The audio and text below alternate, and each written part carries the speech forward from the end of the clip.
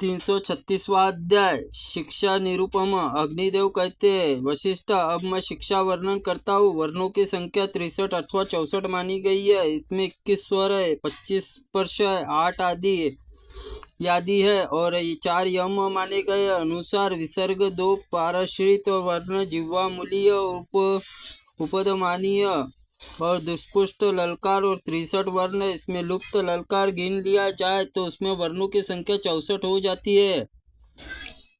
अनुनासिक उच्चारण खे अरा की तरह बताया गया। हुंकार आदि पंचाक्षरों य र ल व इन अंत स्थल वर्ण से संयुक्त होने पर उपस्य हो जाता है। इसमें संयुक्त न होने पर कंठ स्थानीय रहता है। आत्मा के करना वंचित चैतन्य संस्कार रूप में अपने भीतर विद्यमान घट पाटिक पदार्थों में अपनी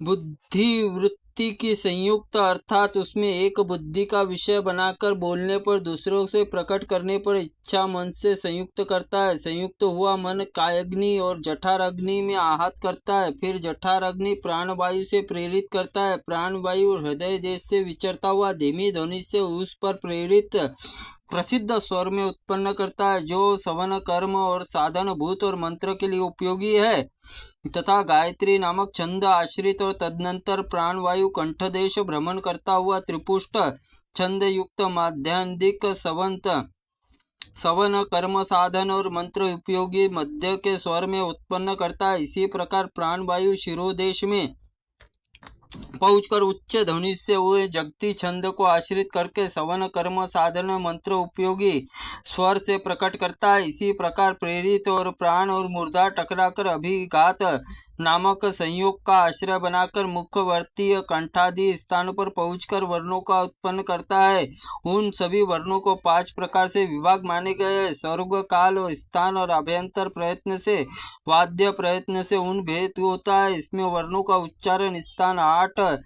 हृदय, कंठ, मूर्धा, जिह्वा मूल, दंत, नासिका, ओष्ठदय और तालु। विसर्ग अभाव में विवर्तन, संधि का अभाव और शकरादेश में षष्ठकार देश, सकार देश, रेफा देश, जिह्वा मूल तत्यत्व और उपध्यायमानितत्व यत्व और उष्मा, इन 8 वर्णों के प्रकार की गतियां जिस प्रकार उत्तरवर्ती पद में अक्षर, उकार और गुण आदि को ओ भाव से प्रसंधान परिज्ञान हो रहा है, उसी उकार को स्वकार अर्थात स्वर स्थानीय जानना चाहिए। इसमें गणोदक इस पद में जो आ भाव का प्रसंधान है वो स्वर स्थानीय है। इसमें भिन्न संधि स्थल ओ भाव से परिज्ञान होता है। इसमें ओ भाव का उष्मा और गति विशेष है, यही स्पष्ट रूप से जान लेनी चाहिए।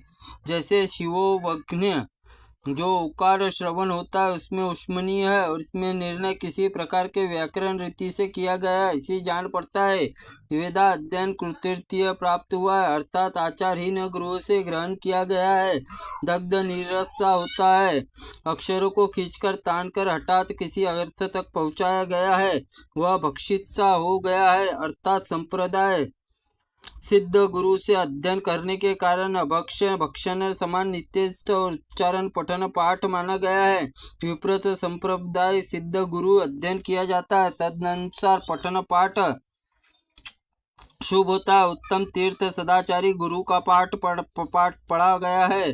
स्पष्ट उच्चारण युक्त संप्रदाय शुद्ध और सुवस्थित उदांत आदि में शुद्ध स्वर से कंठ तालवदी शुद्ध स्थान प्रयुक्त हुआ है। वेदा अध्ययन शोभित होता है, इसमें विकराल आकृति वाला, लंबे होठ वाला, अव्यक्त उच्चारण करने वाला, नाक से बोलने वाला, गदगद कंठ से जीवा बंद युक्त मनुष्य वर्णोच्चार में समर्थ होता है। जैसे व्याघ्री अपने बच्चों के दाढ़े पकड़कर एक स्थान से दूसरे स्थान लेके जाती है किंतु पीड़ा नहीं देती, वर्णों को ठीक उसी प्रकार प्रयोग करे जिससे वे वर्ण अव्यक्त, अस्पष्ट और न पीड़ित हो और न ही वर्णों के सम्यक में प्रयोग मानव ब्रह्मलोक को पूजित हो। स्वर में 3 प्रकार माने गए, उदात्त, अनुदात्त और स्वरित।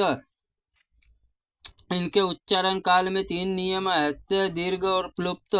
अकार का हुकार और कंठा स्थित है और इकार का चौर वर्ग और यकार का शकार और तालु स्थान से उच्चित होने से उकार और परवर्ग दोनों में ओष्ठ स्थान उच्चरित होता है। शकार और ट वर्ग रेफर और शकार मूर्धन्य और लुकार त वर्ग लकार और सकार और दंत स्थानीय होते हैं। क वर्ग में स्थान जीवा मूल वकार द्विज जन्म दष्ट और उष्ट उच्चारित होने वाला बतलाया गया है।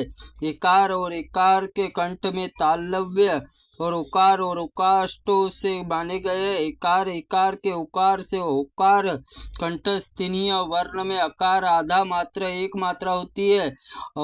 अयोगवाह आश्रम स्थान भागी होते हैं, ऐसा जानना चाहिए। अ ई उ ऋषि लु ए ओ ए औ ये स्पर्श भाव स्वरूप वृत्त प्रयत्न वाले यगन य व र ल इष्टस्य पुष्ट यशल श श स ह अर्ध स्पुष्ट अर्थात ईश द्विवृत्त प्रयत्न वाले शेष हल अर्थात से लेकर म तक के अक्षर स्पुष्ट प्रयत्न वाले माने गए। इसमें बाह्य प्रयत्न कारण वर्ण भेद जानना चाहिए। जम प्रत्याहार श्री स्थित वर्णन म ड न अनुसानिक होते हैं। हकार रेफर अनुसानिक होते हैं। हकार झकार तथा शकार संवार घोष है। नाद और प्रयत्न है। यन जोश ईशनाद अर्थात अल्प प्राण प्रयत्न। यह फ और आदि से विवार अघोष और श्वास प्रयत्न। चर च ट त क प श स ईर्षाश्वास प्रयत्न जानना चाहिए। व्याकरण शास्त्र में वाणी का धाम कहा जाता है। इसी प्रकार आदि महाअग्नि पुराण में शिक्षा निरूपण नामक 336वां अध्याय संपूर्ण हुआ। त्रुटिपूर्ण वाक्य के लिए भगवंत आप हमें क्षमा करें, हम आपसे क्षमा प्रार्थनी है। ओम नमः शिवाय नमः। ओम अग्नि पुराणाय नमः। ओम अग्नि पुराणाय नमः।